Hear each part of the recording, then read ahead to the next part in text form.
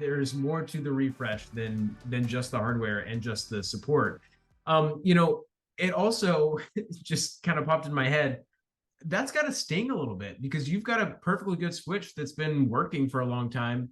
Uh, again, just based on the practicality of that thing still working, why would I bring that out, right? I think it's smart to challenge that refresh cycle.